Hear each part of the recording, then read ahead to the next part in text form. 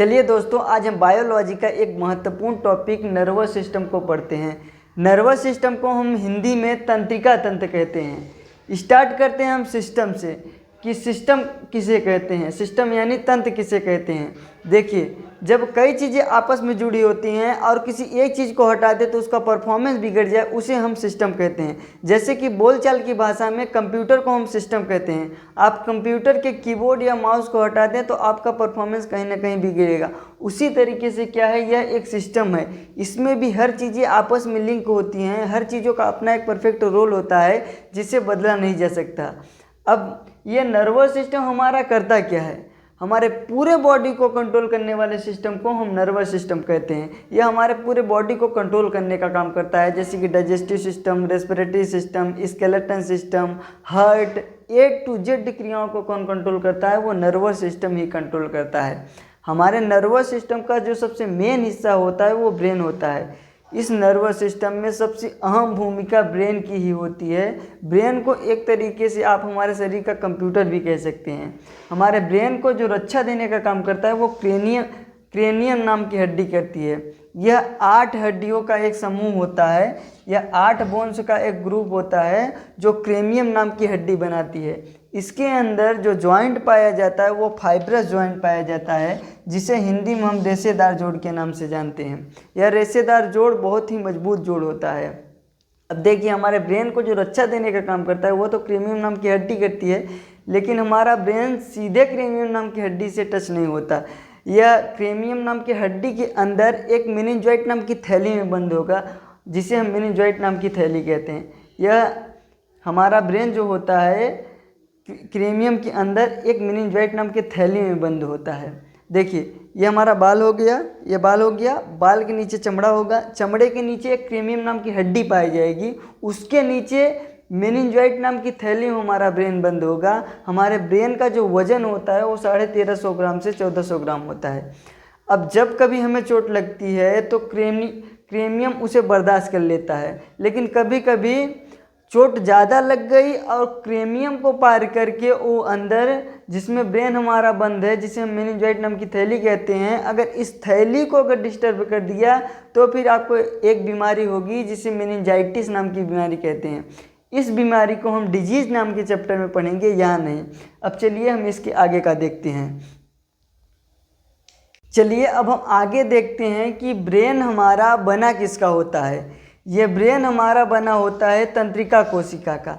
इस तंत्रिका कोशिका को हम न्यूरॉन सेल भी कहते हैं। यह न्यूरॉन सेल हमारे बॉडी की सबसे लंबी कोशिका होती है, बट इस न्यूरॉन सेल की खराबी क्या है, इसमें सेंट्रोसोम नहीं पाया जाता, जिस वजह से इसमें कोशिका विभाजन नहीं होता।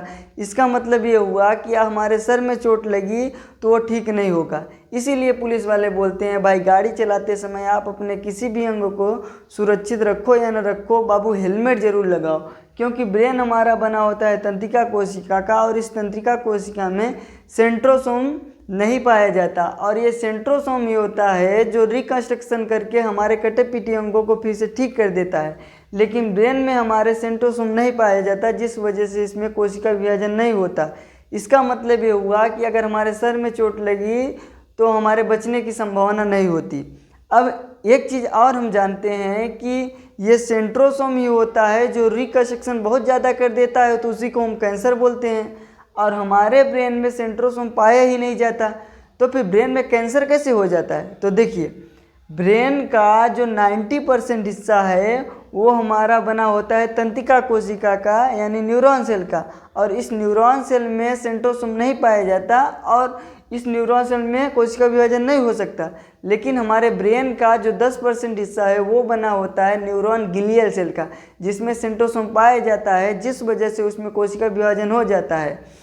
जब वह कोशिका विभाजन कंट्रोल के बाहर हो जाता है तो उसी को हम कैंसर बोलते हैं। ब्रेन कैंसर के शुरुआती स्टेज को हम ट्यूमर बोलते हैं, बट ब्रेन हमारा इतना नाजुक होता है कि ब्रेन ट्यूमर में ही व्यक्ति की जान ले लेता है, ब्रेन कैंसर आने की नौबत ही नहीं आती।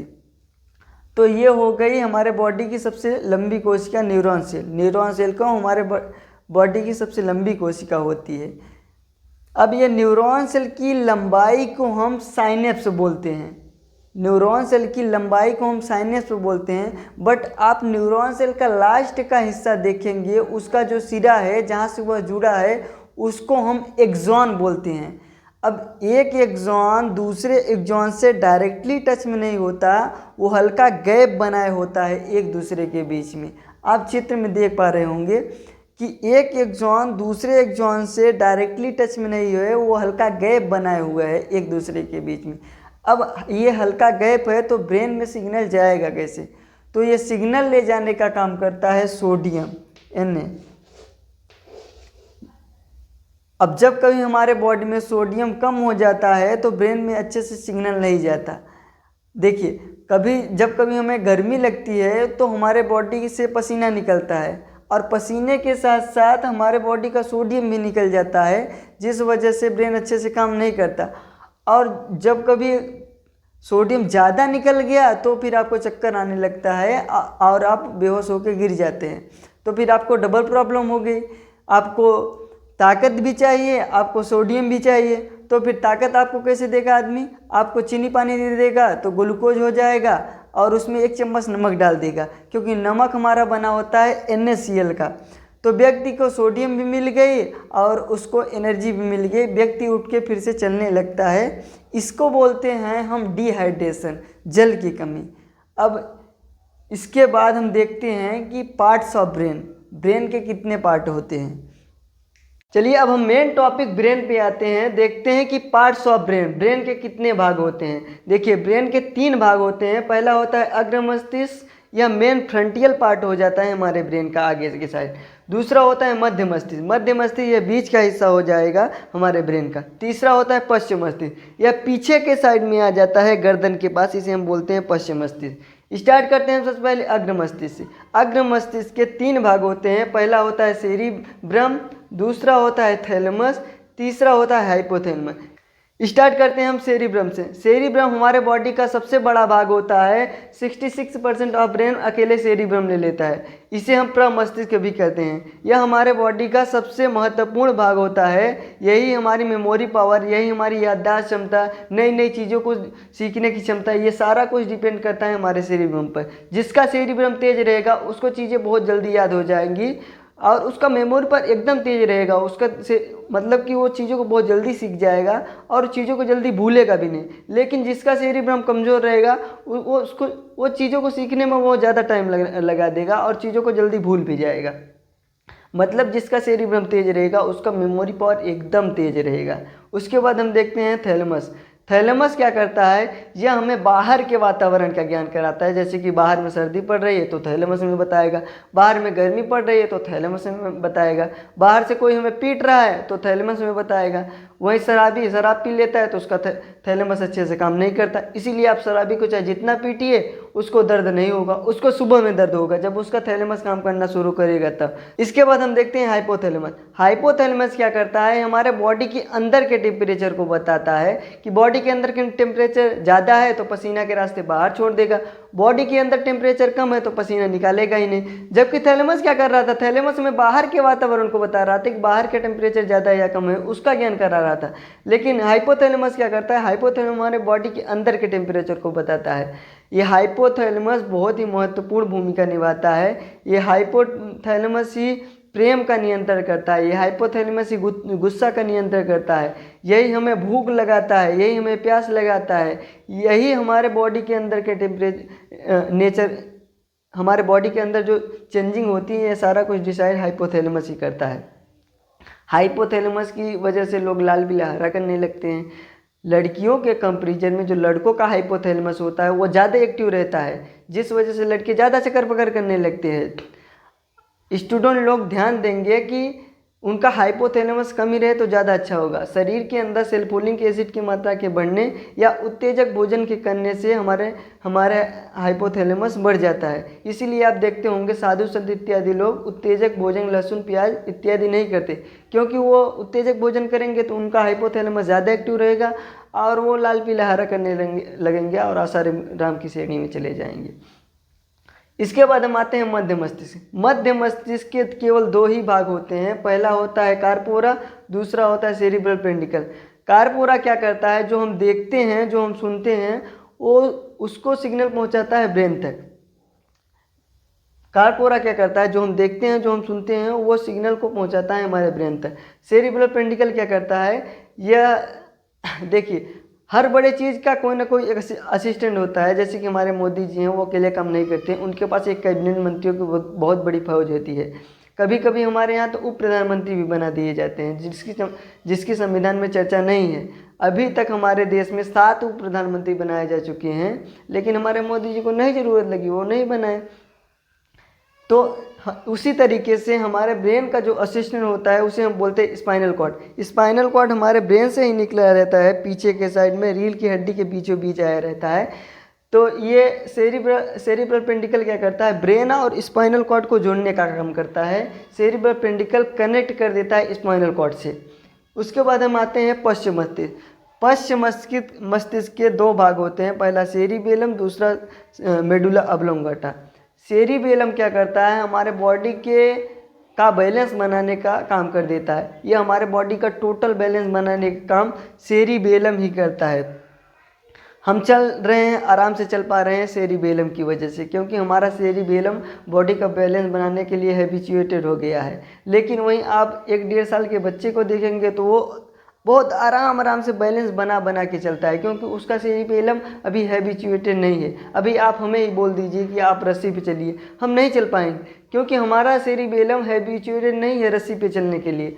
लेकिन सर्कस में लोग चल लेते हैं। ये टोटल प्रैक्टिस पे डिपेंड करता है। सर्कस में आदमी छोड़ो, गाय भैंस को चढ़ा देते हैं, उनका भी सेरिबेलम ठीक कर देते हैं वो लोग।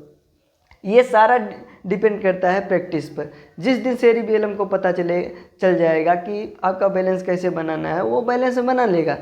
जब आदमी शराब पी लेता है तो उसका सेरिबेलम अच्छे से काम नहीं करता। इसीलिए आप शराबी को देखेंगे, वो बहुत ही झूम के चलता है, उसका एक पैर यहाँ पड़ेगा, एक पैर वहाँ पड़ेगा, तब उसका सेरिबेलम अच्छे से काम नहीं करता। लास्ट होता है मेडुला ऑब्लोंगाटा। मेडुला ऑब्लोंगाटा क्या काम करता है, ये हमारे बॉडी में मेटाबॉलिक चीज़ों को कंट्रोल करता है। ये मेटाबॉलिक चीज़ें क्या होती हैं, ये मेटाबॉलिक रिएक्शन हमारे बॉडी में होता है। ये 2 तरह का होता है, एक होता है कैटाबॉलिक, एक होता है एनाबॉलिक। जो बन रही है उसे हम बोलते हैं एनाबॉलिक। जैसे कि कार्बोहाइड्रेट 38 एटीपी को मिला के 1 ग्लूकोज बन गया, वो हो गया एनाबॉलिक। जैसे कि 20 इम्यूनो एसिड को मिला के 1 प्रोटीन बन गया, वो हो गया एनाबॉलिक। और कैटाबॉलिक क्या होता है, जो टूट जाता है उसे हम बोलते हैं कैटाबॉलिक। जैसे कि हम खाना खाते हैं, पाचन होकर टूट जाता है, उसे वो हो जाता है कैटाबॉलिक। अब कैटाबॉलिक और एनाबॉलिक को जोड़ देंगे तो हो जाएगा मेटाबॉलिक। ये मेटाबॉलिक चीज़ों को सारा कंट्रोल करता है हमारा मेडुला ऑब्लोंगाटा ही कंट्रोल करता है। जब अगर ये मेडुला गड़बड़ हो गया तो फिर हमारे मेटाबॉलिक क्रिया ख़त्म हो जाती है, हमें सांस लेने में दिक्कत होने लगती है, पाचन क्रिया अच्छे से नहीं होती। मतलब ये शरीर के अंदर की क्रिया को सारा कंट्रोल करने का काम कौन करता है, मेडुला ऑब्लोंगाटा ही करता है। कभी आपने सोचा, आप खाना खाते हैं तो मुँह से ढकेलने तक का काम करते हैं, बाकी सारा काम कौन कंट्रोल करता है, वो मेडुला ऑब्लोंगाटा ही करता है। अब हम एक बात समरी के तौर पर देख लेते हैं। देखिए, ब्रेन के 3 भाग होते हैं, पहला अग्र, मध्य और पश्च। अग्र के 3 भाग होते हैं, पहला सेरिब्रम। सेरिब्रम क्या करता है, यह याददाश्त, स्मृति, जिज्ञासा, नई नई चीज़ों को सीखने की क्षमता, यह सेरिब्रम डिपेंड करता है। थैलेमस क्या करता है, बाहर के ताप, बाहर की गर्मी, यह थैलेमस बताता है। हाइपोथैलेमस लव, घृणा, प्रेम, ये भूख प्यास, ये सारा नियंत्रण करता है हाइपोथैलेमस। उसके बाद मध्य मस्तिष्क के 2 भाग, कार्पोरा, सेरिब्रल पेंटिकल। कार्पोरा क्या करता है, जो हम देखते हैं, जो सुनते हैं, उसको ब्रेन तक पहुंचाने का काम करता है। और सेरिब्रल पेंटिकल क्या करता है, या कनेक्ट कर देता है स्पाइनल कॉर्ड से। उसके बाद सेरिबेलम क्या करता है, मध्य मस्तिष्क 2 भाग, सेरिबेलम, दूसरा मेडुला ऑब्लोंगाटा। सेरिबेलम क्या करता है, यह हमारे बॉडी के बैलेंस बनाने का काम कर देता है। देखिए, सेरिबेलम हमारे बॉडी का दूसरा सबसे बड़ा भाग होता है।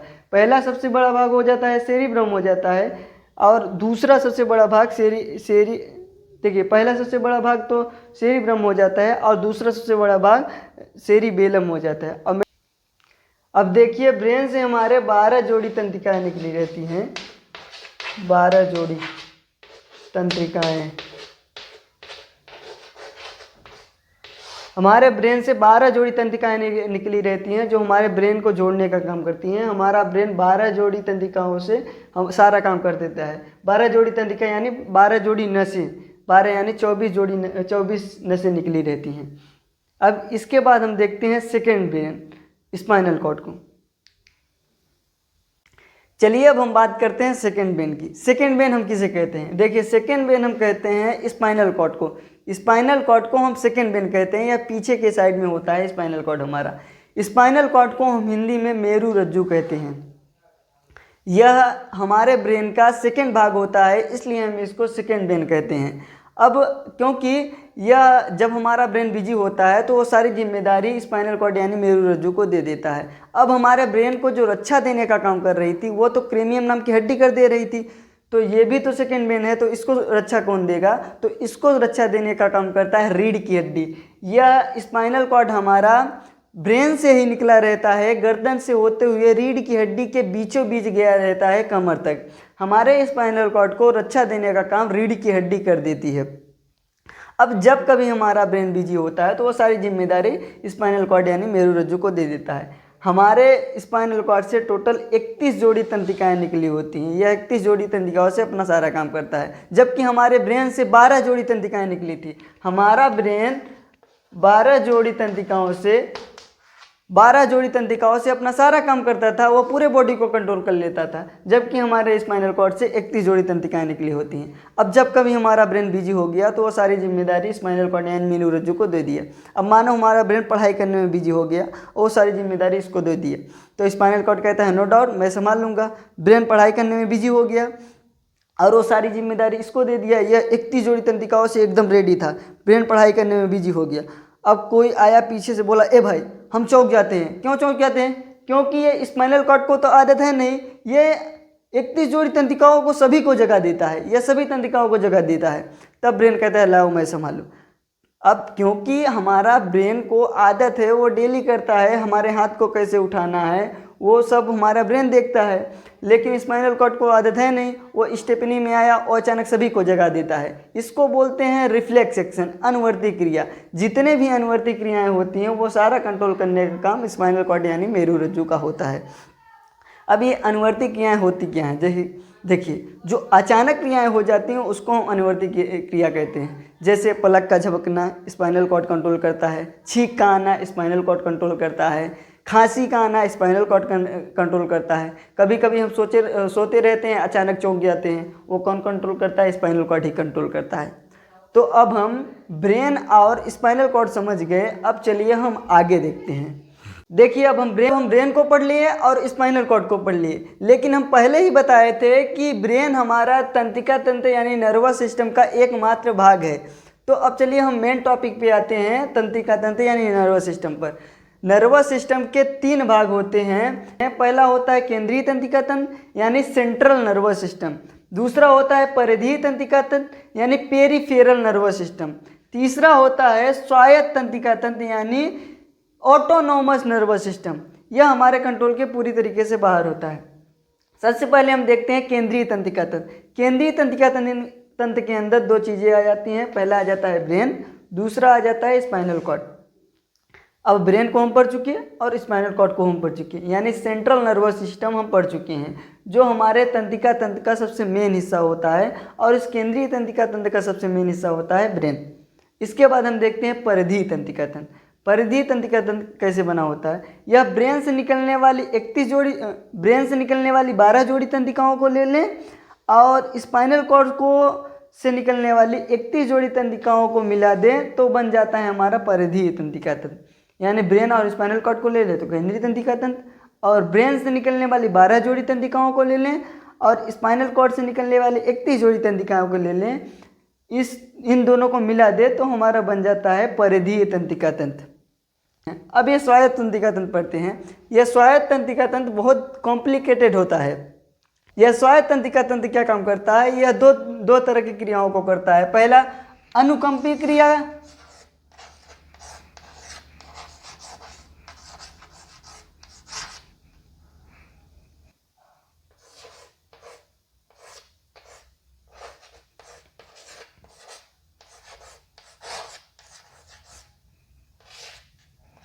यह स्वायत्त तंत्रिका तंत्र 2 तरह की तंत्रिकाओं को कंट्रोल करता है। पहला अनुकंपी क्रिया और परानुकंपी क्रिया।